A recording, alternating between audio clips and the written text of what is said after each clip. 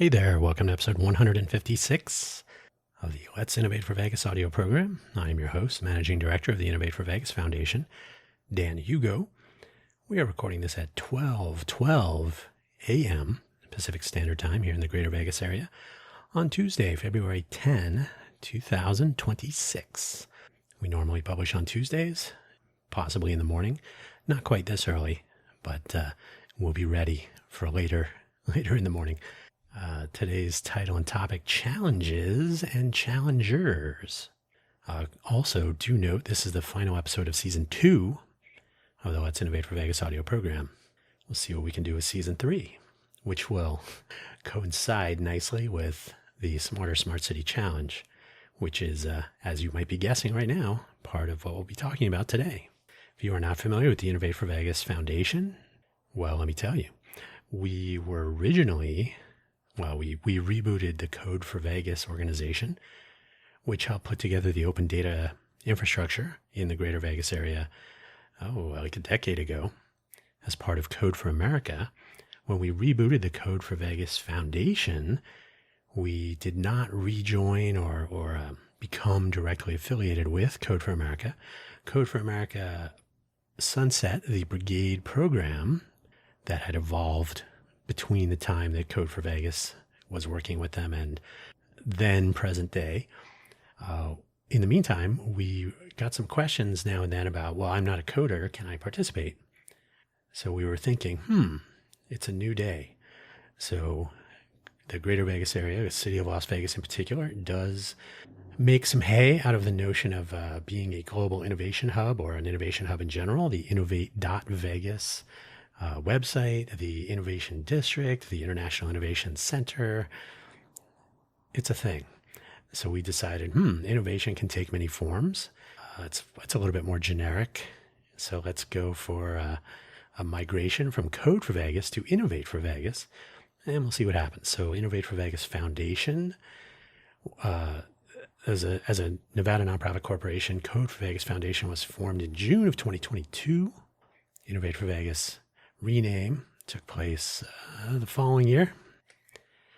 We are a 501c3 public charity, so making us, at the end of the day, the Innovate for Vegas Foundation, a Nevada nonprofit corporation, and a 501c3 public charity.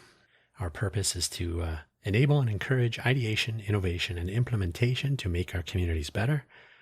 You heard no mention of coding or technology in that purpose statement.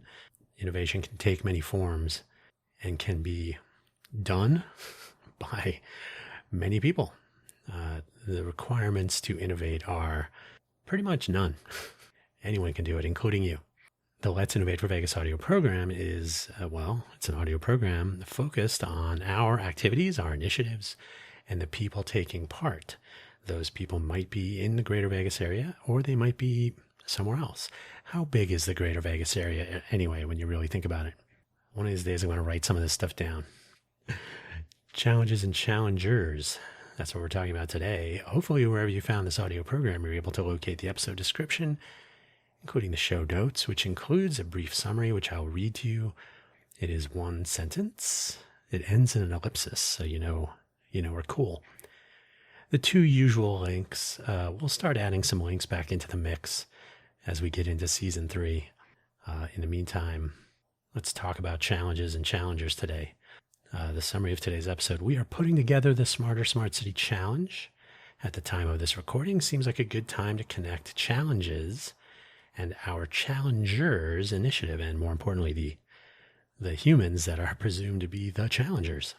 The links, as usual, these are program links. They appear essentially in all of our episodes. So the Innovate for Vegas activity website, innovateforvegas.org, that was our original, it still kind of is, our original website, Innovate, F-O-R, Vegas, no spaces, Innovate for Vegas, one word, .org. That's where we focus on actual participants, the fun side of what we're trying to accomplish here in the Greater Vegas area. And then the Innovate for Vegas Foundation homepage, Innovate, F-O-R, Vegas, same spelling, .foundation. That's the business side. I mentioned we're a Nevada nonprofit corporation. We are a 501c3 public charity. So the Dot Foundation side is our board of directors, the business side of all this stuff. The a little bit less less exciting, I suppose. Hopefully the .org side is where that will be found. We can always use more participation. So let's get to it. And by the way, these websites will be kind of the vector into the Smart City Vegas, I guess, initiative and the Smarter Smart City Challenge. It has its own website, but I think we're going to, well, first of all, I'll probably link to it in an episode that's more specific to it. That's not exactly what we're talking about today. But also, should we have a separate media endeavor around the Smarter Smart City Challenge and Smart City Vegas? Maybe. So we'll leave that there for now. But so if you want, you can check out smart-city.vegas. As I'm recording this, it's in like a one-pager status, I guess. The goal is to, well, I'll mention it again, but to get away from LinkedIn and to provide a synchronizing starting point for anyone interested in what we're going to attempt for 2026 and into January of 2027. Let me take a quick coffee sip. Okay, then. So yeah, let's get started. There will be more. There will be more. I like to say that a few times to reassure myself. The Smarter Smart City Challenge has been on the table for a while, a topic to mention in 2025, to be sure, and I did. And in fact, making our smart city smarter is sort of our apex initiative. It has been since we started, since we rebooted in 2022. And here we are putting it together. Well, not here today, but here in this timeline, this part of the timeline. It could fail. It could fail miserably. Experiments and innovation are like that. The willingness to try is the important part. And we might get somewhere. We'll see. The galaxy-sized challenge, if you will, putting together this challenge with a capital C, is getting the word out to people who might, all caps, be interested in participating. How do we know if we can't reach them? In the meta planning phase, which is where we are right now, we need to put together the basics. The challenge, capital C, is intended to run from March 1st to January of 2027 sometime, possibly coinciding with CES 2027, but that's too early to talk about. It's too early to even consider. In order to enable maximal participation without asking normal everyday people to feel as though they need to join an all-nighter hackathon or similar. This actually cannot go without saying. This is not a tech challenge. This is an anything challenge aimed at making a better, greater Vegas, open to all. In fact, you really don't have to be a Vegas local to participate. Anybody is welcome. There will be a decided leaning towards the Las Vegas or the greater Vegas area as the focus of these endeavors, but ideally things that people discover or ponder could be applicable to other places in one form or another. Not that every smart city can be made smarter in the same way, regardless of where and how and so on, but we'll get to that. We'll get to that through the rest of the year. We'll figure that out. The meta planning phase is for the basic structure. The real planning is open to those who jump in on the early signups, which is March 1st, 2026. We figure if you're going to participate in making a smart city smarter, you might be interested in taking part in getting the challenge set up. We probably want to have an in-person, at least one, maybe a couple in-person hackathons for those who want to, but also set up an overall structure so that various other pieces are available to for all. Did I mention it's 12:22 in the morning? For all who want to join in. Sounds like a challenge, lowercase c, in and of itself. Getting this capital C challenge sorted. So essentially, the idea with the early signups is not how can you start an event of this scope and grandeur on March 1st? It is February 10th. But remember, this is March 1st is the early sign-up date. This is the opportunity for people who find this idea interesting to participate in not the outreach to our educational infrastructure, to educators, teachers who can engage their classrooms and students. We hope for pardon me. We hope for young people to participate, but we don't want to reach out to minors, of course. That's for teachers and educators to work with their own students and get them involved, perhaps. But we do want to reach out far and wide, and I'll get to some of the ideas behind this early sign-up idea itself. But yeah, it is a challenge in and of itself to get people to even know that there is an early sign-up opportunity. So just getting people to know so they can participate and be involved in this thing that will involve them, and hopefully many more people, is no small task. But the other early signups motivation comes in the form of, well, let's just say simply getting the word out about early signups is going to be a challenge. Okay, so we established that. Greater Vegas has a certain activation energy requirement for getting reshare traction. And I'm not even talking in the social media, social networking sense. I mean in general. Can you tell your friends about this, please? No. So we will try to catalyze the action by directly reaching out to smaller groups and individuals to sign up early. Those who sign up early have they maybe have some of that catalytic interest. Fingers crossed. A catalyst is used to lower the activation energy to make that journey up the hill a little bit easier. So we're kind of hoping people that do sign up early do have that sort of, they lean in that direction. Some intellectual curiosity. And by the way, that doesn't mean that you are a better or worse person or anything like that. That's not a judgment. But there are some people that are just more inclined to check it out. Hey, what's going on over there? That kind of thing. Direct and proactive involvement in the detail planning will ideally connect these early adopters to the challenge. Connect enough to maybe tell a friend, maybe a dozen or 100 friends. That would be great. Basically help to spread the word more than something like LinkedIn could ever do. And by the way, personal involvement, sort of a testimonial, but really more bandwagon, word of mouth, viral perhaps. Getting people to share what they are involved with, not just saying, hey, there's a thing going on. Maybe you'd be interested. Let me share it on my social media, blah, blah, blah. No, hey, I'm signing up for this. Maybe you could too if you want to join my team, et cetera, et cetera. So first person engagement would be nice. If you're into marketing and advertising, though, word of mouth, bandwagon, testimonial, viral. These are all words that would be familiar. But I think we've all heard those before.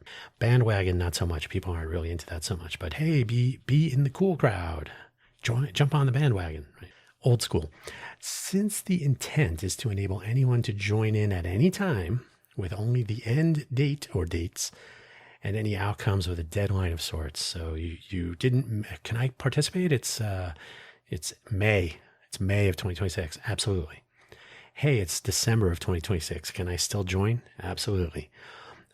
Maybe assemble a team, get an early start on everything. You can do, if you sign up early, you're kind of, you're indicating an interest to be a part of what we're trying to assemble here in a proactive fashion. Why would you not be able to get started?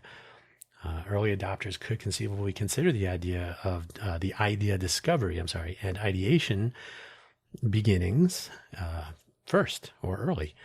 Maybe assemble that team, get an early start on everything. That's totally fine. There's no competition to get started. Start whenever you like. Take a break whenever you like, and so on. This challenge is open to anyone, and anyone could start at any time. Though I don't know if we will have that many early adopters out there. We'll see. And if somebody hears about, hey, oh, what are you working on there? Oh, can I participate? Yes. Do I have to do the early sign-up thing? No. Can I start talking to my friends and neighbors or about yes, and yes.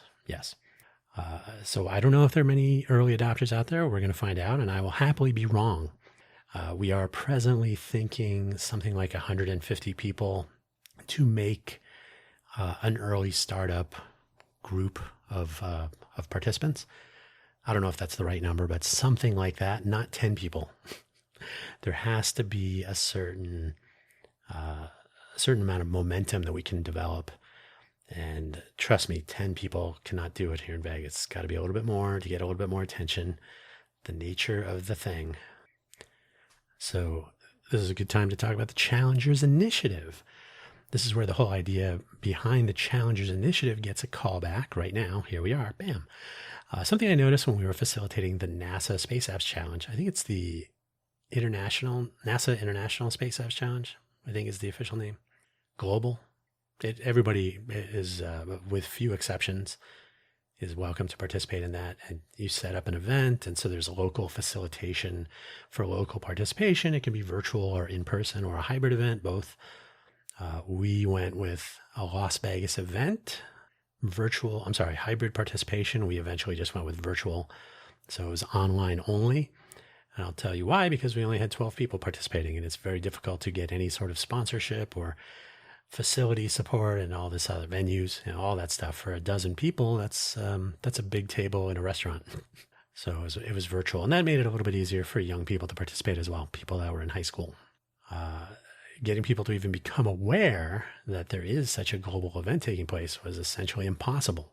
I will tell you anecdotally, I reached out to some local press, people in the local mainstream media, the old print media. Now it's not really print so much, but, our papers of record. I said, would you be interested in talking about this or covering it in any way? Maybe if there's an in-person actual hackathon at the time. So, because I was asking them in the summer, and the actual hackathon weekend is in early October of any given year. I think they've been doing it about 14 years now, give or take. I said, well, the difficult thing with that is if nobody knows about it, then there won't be much of an event to cover. So if you cover the beginning of it, maybe more people will hear about it. There was no interest in that. That's a bit of a challenge. If you think back to the Silicon Valley days, which I will mention, even these things are front page news. People doing things can be interesting to the population. So unfortunately, I noticed that the media landscape of Greater Vegas is not at all geared towards celebrating or even recognizing individuals and teams of people who are literally shaping the future of the innovation culture of Greater Vegas. They're more interested in the shiny outcomes. I will refer to shininess again. Thus, the Challengers Initiative was born to do both of those, recognize and celebrate people who take part in these hackathons and long-run challenges and other similar events and activities, so that people will know as a baseline, right? There has to be a way to know what you don't know, perhaps. Oh, I didn't know there were people doing these things. I didn't even know they existed, much less happening. As well, to let people who are actually interested in such pursuits actually discover them. Where would you look to know that something as grandiose as the NASA Space Apps Challenge even exists? Do you know it exists? No. Well, okay, now if you know it exists, next, what do you do next?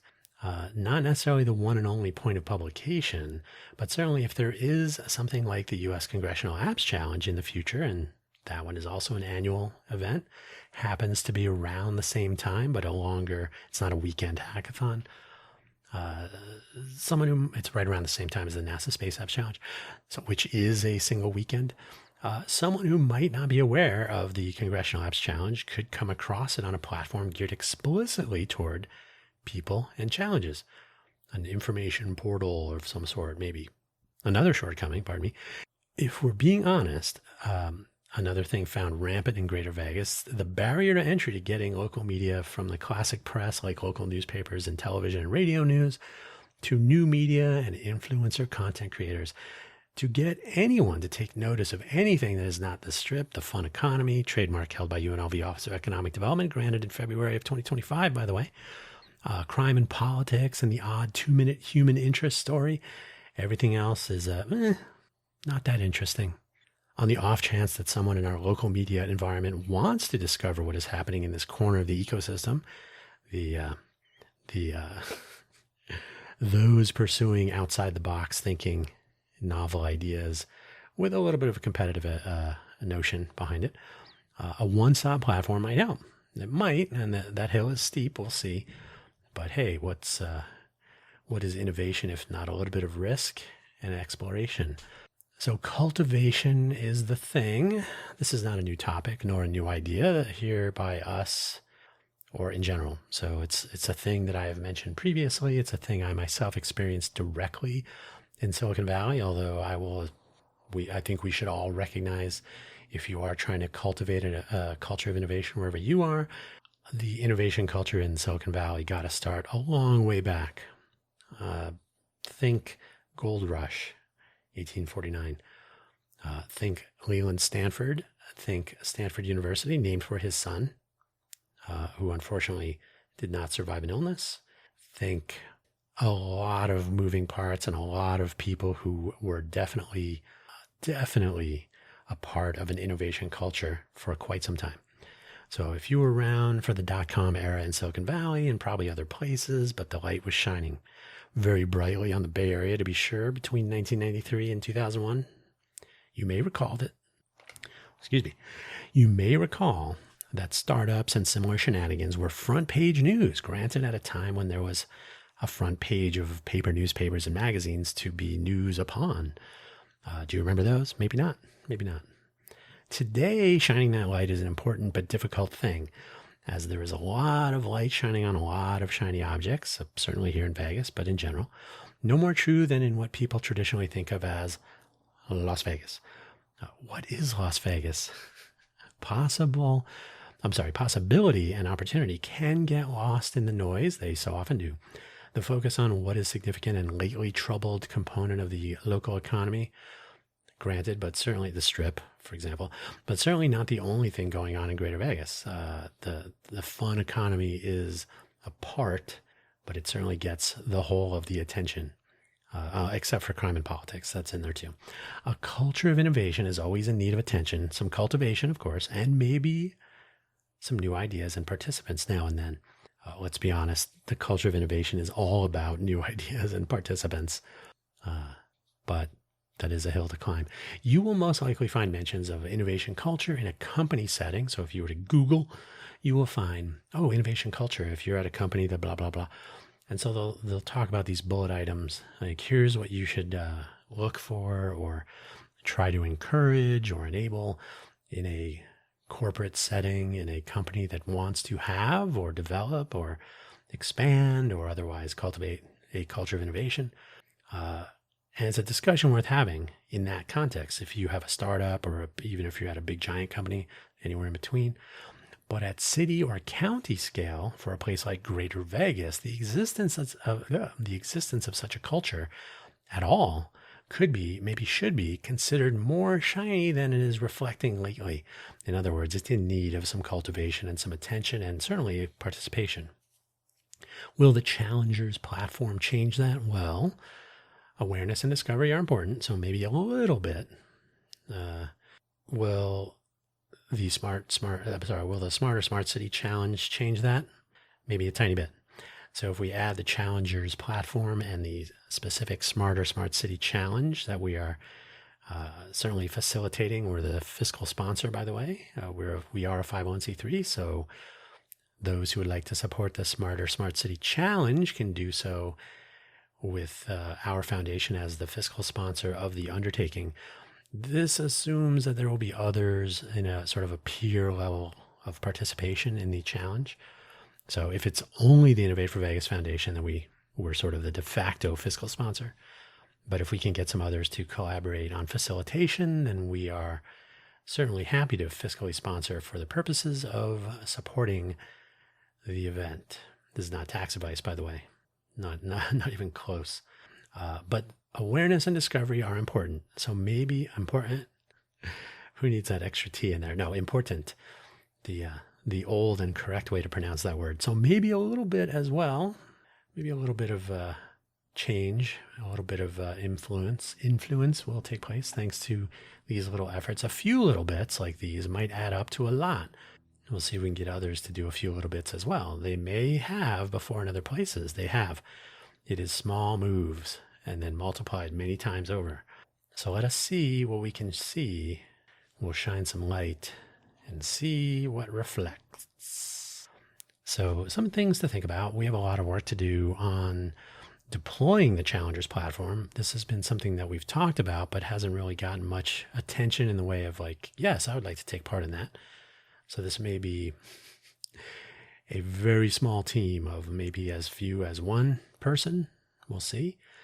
But it is an essential component, in my opinion. There are a few essential components. Most of our initiatives that our foundation has on the drawing board, if you will, they all fit together in this scheme of information sharing and awareness using modern older standards and modernity. How about that? To take advantage of things that have worked for decades and things that are on the horizon that do appear to work as well. The notion that small gatekeepers like mainstream old school media or even new media, content creators and so on, if those are the way, coupled with social media, of course, if those are the way that you reach people to talk about becoming a innovation hub, then we are stuck in the past. Innovation is about trying new things and seeing if they work, among other things. And this is at city scale. So if you're thinking, well, my company has an innovation culture, that's great. Try to bring that out to your neighborhood, your communities, city or county. If you're familiar with the Greater Vegas area, you know that some parts of the Greater Vegas area are not actually in cities. They're a part of the unincorporated Clark County.